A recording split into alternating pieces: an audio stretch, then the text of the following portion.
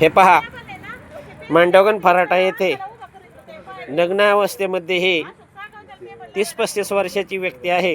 ही रात्रीपासून पडलेली आहे. तरी अशी बेवारस माणसे आता मात्र मांडवगण फराटामध्ये येऊ लागली आहेत. ए ए भैया, ए दादा, चेहरा दाखव तुझा. ए हे पहा, त्याला असं असं फिरवा थोडं, या संदर्भात थोडं.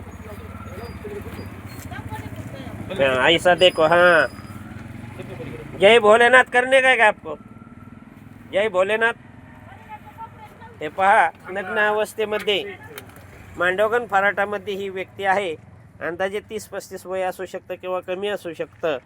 अशी व्यक्ती आता मांडवगण फराटामध्ये म्हणजे नग्न अवस्थेत असल्यामुळे आत्ता आम्ही त्याच्यावरती हे पोतं टाकलं आहे आणि हे कपडे दिलेले तो काढून टाकतो.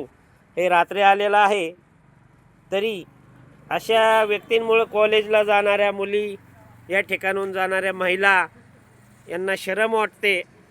आणि असे जर हे पार्सल गावामध्ये येऊ लागले, बकलपणा हा वाढत चाललेला आहे. अशी व्यक्ती एखाद्या महिलेची, मुलीची छेडही काढू शकते. हे नाकारता येऊ शकत नाही.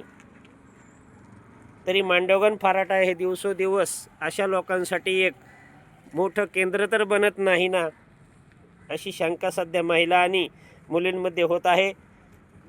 याच्या अंगावरती काहीही नाही आहे. पहा, साधी अंडरवेअरसुद्धा नाही आहे.